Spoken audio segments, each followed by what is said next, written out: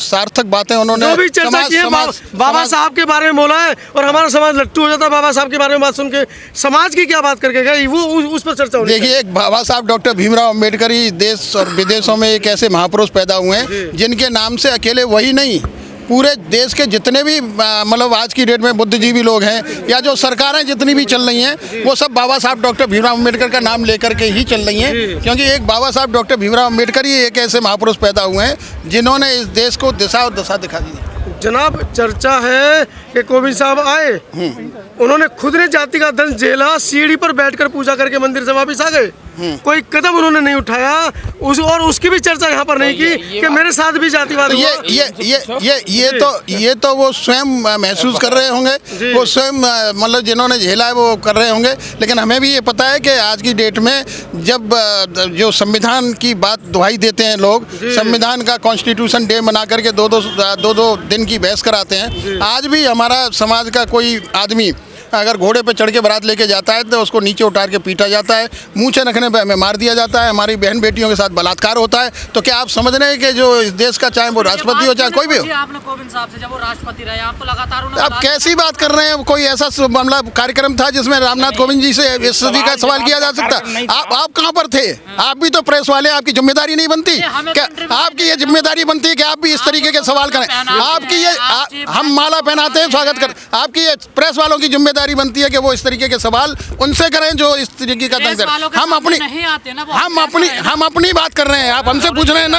हमने प्रतिनिधि करते हैं ना, हम समाज का प्रतिनिधित्व करते हैं, हम बता रहे हैं ना कि हम घोड़ी पर चढ़ते हैं तो हमें उतार के पीटा जाता है, मूंछ रखने पे हमें मार दिया जाता है, हमारी बहन बेटियों के साथ बलात्कार किया जाता है। लेकिन वो तो दूर नहीं है कि जो बाबा साहब डॉक्टर भीमराव अम्बेडकर के तहत, संविधान के तहत जो हमें सुविधाएं मिली हैं उसको अगर देने में किसी ने कोई कोताही की, अगर उसके खिलाफ किस तरीके का कोई टिप्पणी करने का काम किया, तो ये बाबा साहब का बनाया हुआ जो समाज है, पैदा किया हुआ समाज, जिसकी वजह से जो सम्मान मिल रहा है वो पीछे नहीं हटेगा। कोविंद साहब से कोई उम्मीद नहीं आपको? अरे मुझे तो आपसे भी कोई उम्मीद नहीं है, मुझे तो आपसे भी कोई उम्मीद नहीं है। भाई कोविंद साहब से मैं क्या उम्मीद रखूं?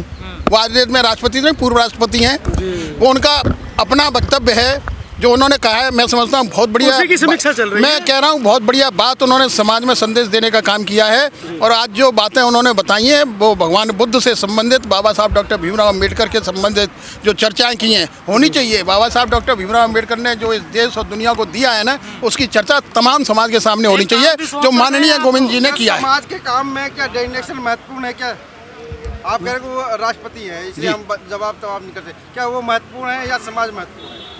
समाज महत्वपूर्ण है, सबके लिए समाज महत्वपूर्ण है। तो काम सौंप के गए आप लोगों को? देश के राष्ट्रपति हों चाहे देश के प्रधानमंत्री हों, पहले समाज है, उसके बाद वो पद पर हैं, ठीक है ना। और आज जो काम सौंप कर गए हैं आपको, उस पर खरे उतरोगे आप उनकी बातों पर? बताएं कौन सा काम सौंप के गए, आप ही बता दो। संविधान घर घर पहुँचाइए। ये तो हमने कल ही कार्य योजना बना ली है कि हम घर घर संविधान मतलब पहुंचाने का काम करेंगे और मतलब संविधान को पहुंचाने का काम करेंगे। और आगे आने वाले मतलब संविधान दिवस पर बहुत बड़ा एक आयोजन करके संविधान बचाने के मार्ग पर चलने का काम करेंगे, रैली आयोजित करके। बीजेपी की बड़ी तारीफ करी है उन्होंने। किन्होंने? कोविंद साहब। तो बीजेपी की तारीफ अगर उन्होंने कर दी तो क्या मतलब उन्होंने उनका अपनी सोच थी, अपना वक्तव्य था। लेकिन ये बहुत मतलब मैं खुद उनकी बात से इस बात से सहमत हूँ कि देश के जो देश के वर्तमान प्रधानमंत्री हैं, जो देश के वर्तमान प्रधानमंत्री हैं, उन्होंने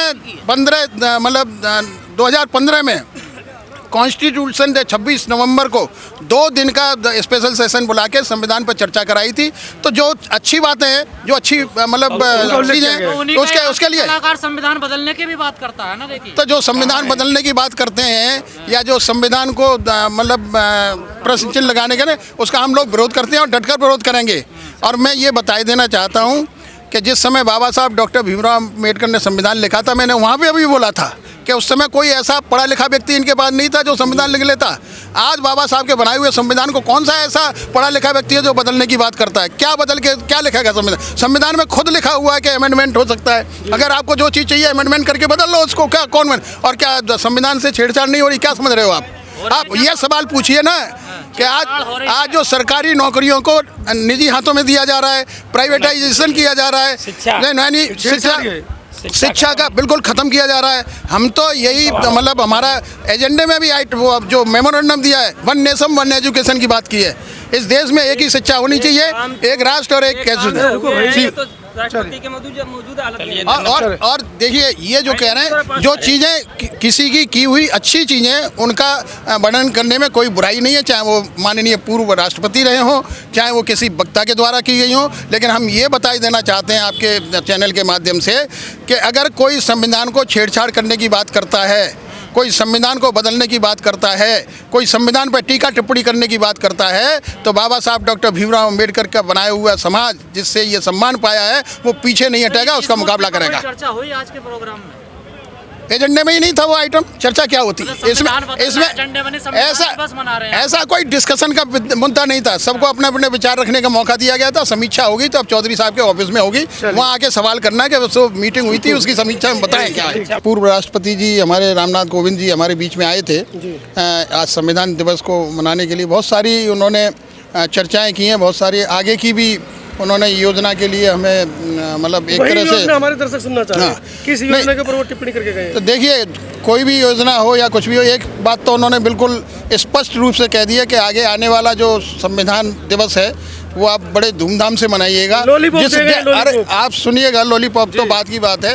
ये कार्य योजना तो हमने कल स्वयं बना ली थी हमारे फेडरेशन ने कि आगे आने वाला जो कॉन्स्टिट्यूशन डे होगा उसको बड़े धूमधाम से मनाएंगे और मार्च के अंदर एक बहुत बड़ी रैली संविधान बचाओ यात्रा के नाम से, संविधान बचाओ मतलब उसके सभा के नाम से रामलीला ग्राउंड में रैली करेंगे। लोग कह रहे हैं कि वो मोदी भक्ति में लीन थे, मोदी के अलावा कोई दूसरी बात उन्होंने नहीं की। देखिए मोदी भक्त में लीन थे या मोदी के अलावा कोई बात नहीं की, ये उनका अपना वक्तव्य हो सकता है। लेकिन मैं तो ये कहूँगा कि जो उन्होंने चर्चा की है उसमें कहीं ना कहीं सुधीर चौधरी पर हम क्या कमेंट करें। उन पर तो आए दिन दिहाड़ी मजदूर की संख्या जो उनको मिलती रहती है उतना पर्याप्त है। इतना शब्द कहा दिया सुधीर चौधरी का विश्लेषण अब कोई देखता नहीं ना कोई। पत्रकार राष्ट्रवादी पत्रकार हैं, होंगे लेकिन वो जो है दिहाड़ी मजदूर भी बोले जाते हैं। तिहाड़ी जेल में रहे थे। हाँ रहे हैं, 1 करोड़ के आरोप में जेल में रहे हैं।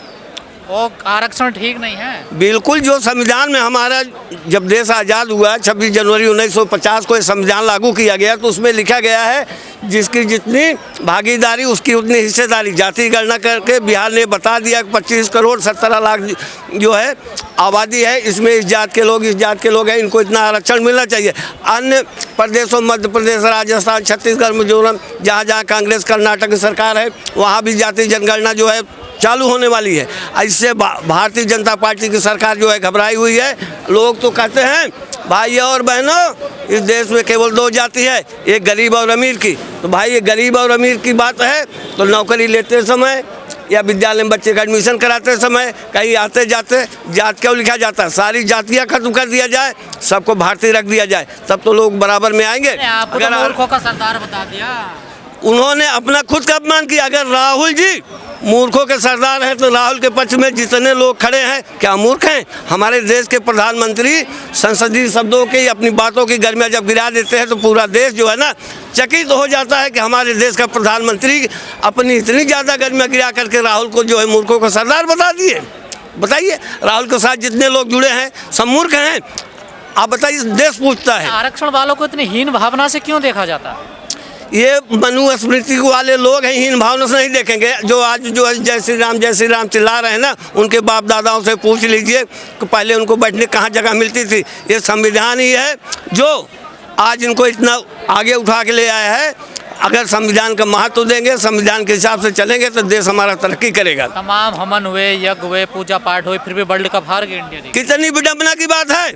आज भारत जो है विज्ञान की तरफ बढ़ रहा है लेकिन लोग जो है अंधविश्वास की तरफ कर रहे हैं। वो जंतर मंतर, जादू टोना, हवन, ताबीज क्यों नहीं काम आए बताओ? पता तो चलना चाहिए कि ये पनौती का समय नहीं है, शुभ का समय नहीं है। अपने बल और पर उसके पराक्रम से खेल को जीता जा सकता है। ये सब गलत है, बिल्कुल गलत है। गुमराह किया जा रहा है, लोगों को गुमराह किया जाता है। बिल्ली रास्ता काट दी, फला दिखाई पड़ गया, अंधा दिखाई दे पड़ा, लंगड़ा दिखाई दे पड़ा, अशुभ हो गया। आज भी अच्छे काम करने के लिए जो है जैसे कोई शिलान्यास करना है, भूमि पूजन करना है, शादी विवाह करना है तो पूजा तो किया जाता है, लेकिन होना भी चाहिए। मोदी जी को क्यों बदनाम किया जा रहा है? मैच तो टीम इंडिया हारी है ना। तो मोदी जी की क्यों बदनाम किया जाएगा? मोदी जी एक लक्षण होता है, आपने गांव में सुना होगा, कोई बहू आती है ना, उसके घर में कुछ नहीं था सब कुछ बन जाता है, और कोई बहू नहीं घर में आती है, कुछ नहीं होता है, सब कुछ बन जाता है। कोई आती है, जो होता है वो भी सत्यानाश। एक पैरों का अत्याचार क्यों करते हो आप लोग मोदी जी पर? मैं अत्याचार नहीं, भारतवर्ष का बेटा हूँ, हरगिज डर नहीं सकता हूँ। मुझको मालूम है कि मरने के पहले मर नहीं सकता हूँ। जो कायर हो गया है दुश्मन के सामने सर झुकाता है, लेकिन मर जाऊंगा उनको नमन कर नहीं सकता हूँ। सत्य सत्य की तरह बोलो, तथ्य के साथ बोलो, प्रमाण के साथ बोलो, बोलते रहो। ये बोलने की आज़ादी संविधान में है, ये तथ्य के साथ। क्यों मोदी जी कह देते हैं 50 करोड़ की गर्लफ्रेंड, सुपनखा जैसी हंसी? आप दूसरों का मजाक उड़ाओगे तो लोग एक दिन आपके भी मजाक उड़ाएंगे। संत आदमी है मोदी जी, कांग्रेस ने तो कसम खाई है बदनाम करने की। संत आदमी है और मोदी जी संत आदमी नहीं है। संत आदमी की परिभाषा ये होती है, वो कभी झूठ नहीं बोलता है।